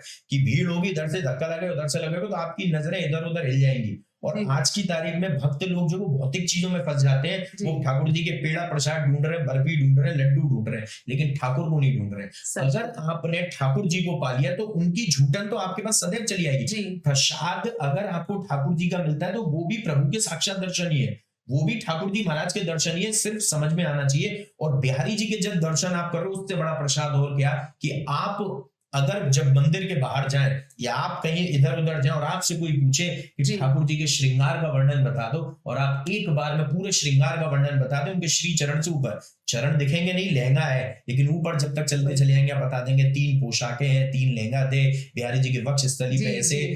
कपड़ा था, ये कलर का, उनकी माला ऐसे थी, उनके कपोल में कुंडलों में जो आगे जो फूलों की जो लटकन होती है, फूल का श्रृंगार भी बिहारी जी धारण करते हैं, जी। वो लटकन ऐसी थी कि वहां से पुजारी जी या हवा कर रहे तो वो हवा से जो है वो लटकन उनके झूल रही कपोलन पे आ रही थी। जी। तो ऐसे अगर अद्भुत दर्शन कोई बता सके तो बिहारी जी उसके हमेशा रहे। जी। तो ये वाली तो बहुत अच्छी अच्छी बातें हमने अभी करी है बिहारी जी के बारे में। आप कैसे बिहारी जी के साथ जुड़ गए? देखिए, बांके बिहारी जी ने सबसे पहला तो मैं ये कहूंगा कि कर्मों का जब हमें प्रारब्ध बनता है, हमारा फल मिलता है, तो इस परिवार में, इस कुल में जन्म दिया, जी जिसमें स्वामी हरदास जी ने जो बांके बिहारी जी की सेवाएं अपने अनुज भ्राता गोस्वामी जगन्नाथ जी को सुपुर्द करी। और गोस्वामी जगन्नाथ जी के ही जो वंशज हैं, हम लोग चले आ रहे हैं, हम लोग जो वो हमारे पूर्वज ठाकुर जी के श्रीअंग सेवी रहे, और उनके हम लोग वंशज जो हैं वो परंपरागत रूप से सेवा करते चले आ रहे हैं। तो इस कुल में बिहारी जी ने जन्म लिया, तो सर्वप्रथम तो बिहारी जी ने इस कुल में जन्म दे के जोड़ दिया। जी अब जन्म देने के बाद चीजें जब बढ़ती चली जाती है, हम बड़े होते हैं, हम सेवा में जाते हैं, सबसे पहले पुजारी बनते हैं, और उसके पश्चात जब हम उनके श्रीअंग से भी बनते हैं यज्ञोपवीत के बाद, जो जब ठाकुर जी की एक एक लीला के दर्शन करते हैं, एक एक चमत्कार के दर्शन करते हैं, एक एक कृपा और आशीर्वाद के दर्शन करते हैं, जैसे मैंने बताया कि ठाकुर जी महाराज ने जो है वो लड्डू की लीला के लिए हमारे ठाकुर जी महाराज ने पोशाक की लीला के लिए, कई बार ठाकुर जी की पोशाक छोटी हो जाती है, हम धारण करा रहे हैं, कई बार श्रृंगार वो धारण नहीं कर रहे हैं, उनका मन ही नहीं है, हम जो है उनको एक हैवी श्रृंगार धारण कराना चाह रहे हैं, पर वो कह रहे हैं आज मैं एक कैरी में दर्शन दूंगा सिर्फ भक्तन ने। तो ऐसी भी कई बार लीला होती है कि भैया कितना श्रृंगार धारण करा लो, ठाकुर जी नहीं करते। जब आप इतनी चीजों को रोज देखते हैं ना प्रतिदिन, तो आपका मन ही नहीं करता कि आप अपनी नजरों से उनको ओझल कर लें और उनकी नजरों से आप ओझल हो जाएं, दूर हो जाएं, मन नहीं करता आपका। ऐसा लगता है कि हमारा जो जन्म हुआ है वो श्री वृंदावन धाम में ऐसी पवित्र भूमि पर हुआ है, जो राधा जी की भूमि है, जो राधा जी की हृदय स्थली है। वृंदावन धाम राधा रानी की हृदय स्थली है जी। ऐसी भूमि पर अगर जन्म हुआ और ऐसी सेवा मिली है, तो भैया वो सेवा को आनंद लो जीवन भर, और जो भी कमी रह जाएगी, त्रुटि रह जाएगी, ठाकुर जी से क्षमा मांगते रहो। और जो भी आपको इस जीवन में चाहिए, मैं कभी ये नहीं कहता कि देखिए धन से दूर रहिए, किसी अन्य चीजों से दूर रहिए, क्योंकि हमारे लिए हर चीज जरूरी है। आज परिवार को चलाने के लिए, सब चीजों के लिए धन की भी जरूरत है, हर चीज की जरूरत है, लेकिन आप अगर अपने सच्चे मन से, अपने सच्चे दिल से, अपने तन से ठाकुर जी की सेवा करेंगे, कोई भी भक्त करेगा वृंदावन आकर या अपने घर में बैठकर, तो ठाकुर जी महाराज आपके जीवन में सुख, शांति, समृद्धि, वैभव, इन किसी चीज की कमी नहीं करेंगे। और एक चीज हमेशा याद रखिए, बिहारी जी के जब दर्शन करने जाएं, एक चीज उनसे जरूर मांगिए। और बिहारी जी से आपको क्या मिलता है दर्शन करके? वो मिलता है मेंटल पीस, जिसको हम कहते हैं सुकून। तो आपको वो सुकून की तलाश करिए। आप जिस वक्त जब आप सुकून की तलाश करेंगे, तो सुख, शांति, समृद्धि, वैभव आपको जरूर मिलेगा। जी। और सुकून ही एक ऐसा है, पीस एक ऐसी है जब जो हमको हमारे प्रभु से जोड़ती है और दिन प्रतिदिन हमें उनके और नजदीक लाती है। जैसा कि मैंने एक बाबा है प्रेमानंद महाराज जी, जो काफी फेमस है, उनको यूथ भी फॉलो करता है और बूढ़े बुजुर्ग जो भी हैं सब फॉलो करते हैं। वो कहते हैं जितने भी वृंदावन में लोग हैं वो पार्षद हैं, भगवान के पार्षद हैं वो यहाँ पे। तो क्या आप लोग, जब आप लोगों को ऐसा अनुभव, ऐसी चीजें बोली जाती हैं किसी ऋषि या मुनि या किसी भी बाबा के द्वारा, तो आप लोगों को कैसा महसूस होता है उस वक्त? देखिए, प्रेमानंद जी महाराज जो है वो एक चीज कहते हैं कि राधा रानी के नाम का आप जाप करो, राधा का नाम लो, तो ठाकुर जी स्वयं चले आएंगे। जी जी जी। क्योंकि राधा नाम में ही कृष्ण बसे हैं जी। इसीलिए कहते हैं रा से रटते रहो, धा से कर लो ध्यान, और रा और धा के बीच में बसे कृष्ण भगवान। तो जब सबसे पहले मैं राधा रानी के इस नाम के लिए कहूंगा कि जब आप, मतलब एक पति पत्नी जब कहीं जा रहे होते हैं और पीछे से अगर कोई अन्य व्यक्ति अगर पत्नी को आवाज देता है, संबोधित करता है, तो सबसे पहले पति पलट के देखता है कि भैया मेरी पत्नी को किसने आवाज दी। जी जी। तो राधा रानी को जब भी आप पुकारेंगे, कष्ट में हो, सुख में हो, दुख में हो, तो ठाकुर जी, राधा रानी को क्षमेश्वरी कहा जाता है, क्षमा करने वाली। राधा रानी को सर्वेश्वरी कहा जाता है, सबसे ऊपर है कि अगर उन्होंने कह दिया तो ठाकुर जी भी नहीं मुकर सकते, ठाकुर जी भी उसको नहीं बदल सकते। और राधा रानी को वृंदावनेश्वरी कहा जाता है। तो वृंदावन में और ब्रिज में रहने वाले सभी जो ब्रिजवासी हैं, देखिए ब्रिजवासियों के पास, जब कृष्ण जी की मैं एक लीला का इसका जिक्र करता हूं, वर्णन करता हूं, कि जब ब्रिजवासियों के पास एक्सेस ऑफ लव है कृष्ण का, और जो भक्त लोग बाहर से आ रहे हैं वो लैक ऑफ लव है, उनके पास प्रेम की कमी है ठाकुर जी के, और यहाँ पर एक्सेस ऑफ लव है, प्रेम तो बसा पड़ा है। ब्रिजवासियों ने कभी कृष्ण को माना ही नहीं है कि वो भगवान है। ब्रिजवासियों ने कभी नहीं माना, एक्सेप्ट ही नहीं किया। अगर वो लीला भी उनके सामने कर रहे हैं, उन्होंने गोवर्धन पर्वत भी उठा लिया था, गिरिराज पर्वत उठा लिया, तो तब भी नहीं मान रहे हैं। वो तब भी अपनी छड़ी लगा के खड़े हैं कि लाला तू छोड़ दे, हम टिकाए लेंगे।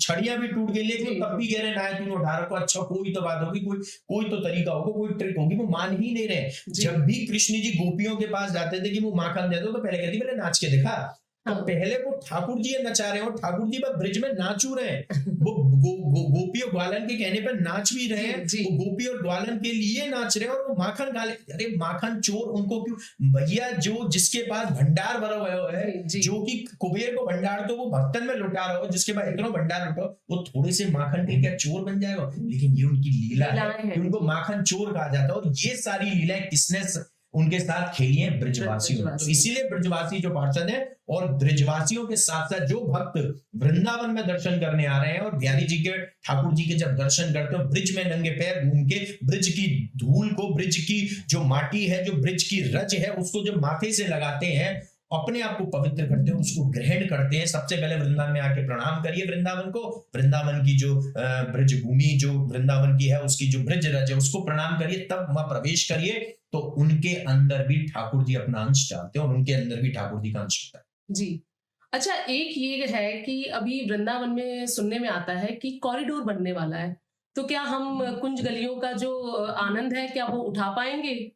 देखिए, मेरा मानना है कि कॉरिडोर में भव्यता नजर आ सकती है, सुंदरता नजर आ सकती है, लेकिन प्राचीनता नजर नहीं आ सकती। जैसे कि कई सारे भक्त, हम भी भक्त हैं बिहारी जी के, तो हम जाते हैं तो अभी हमें बड़ा आनंद आता है कुंज गलियों में घूमने में, तो कॉरिडोर हो जाएगा, कैसा होगा ये हमें नहीं पता, पर वो आनंद जो हम ले रहे हैं वो हमें आनंद शायद ना मिल पाए।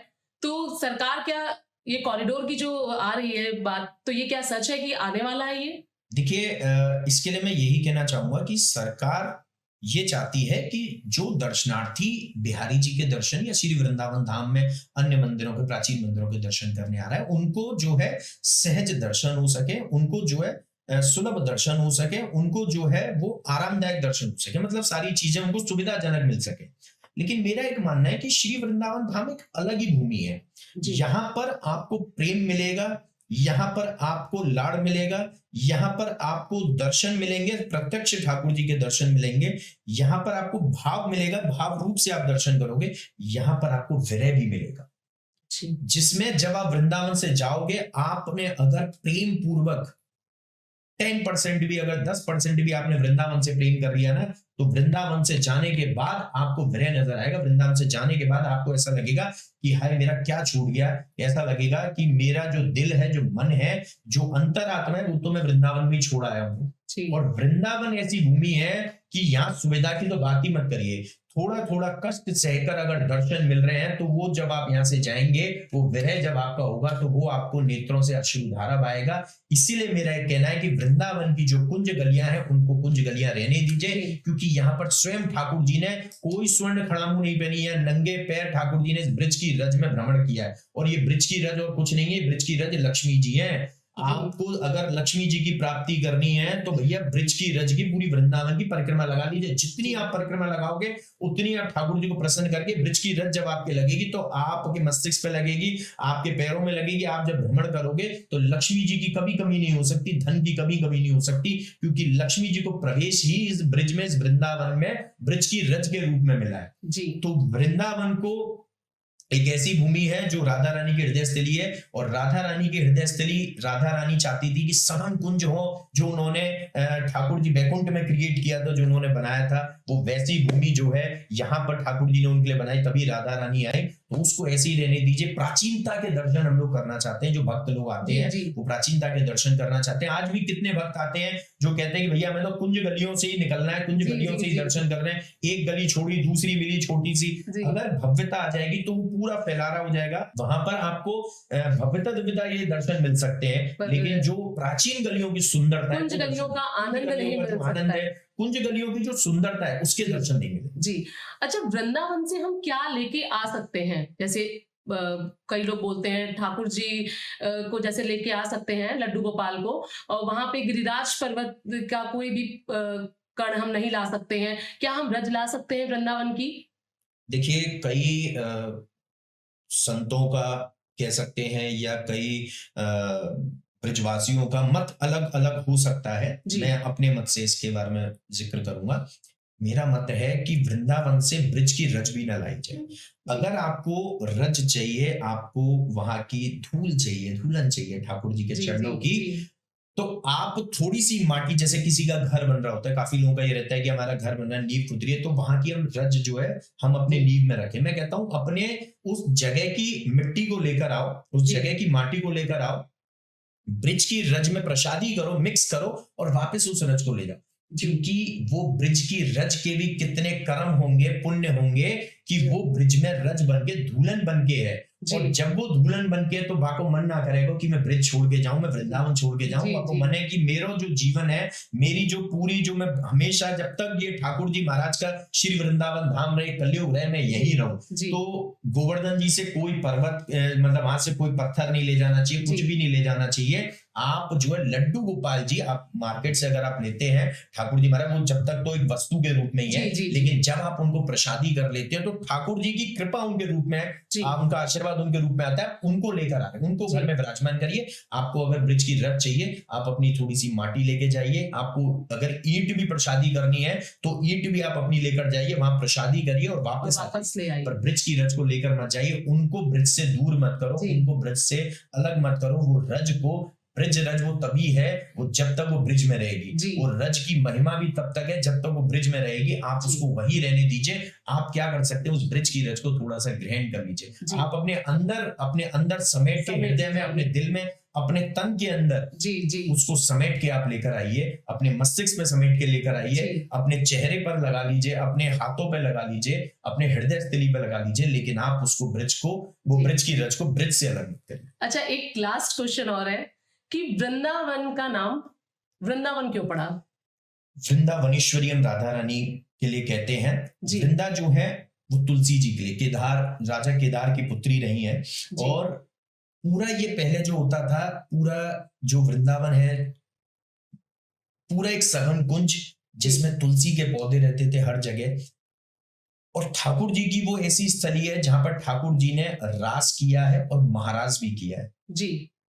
जिसको देखने के लिए स्वयं चंद्रमा भी जो है 6 महीने तक एक टक देखते रहे महाराज के दर्शन। जी।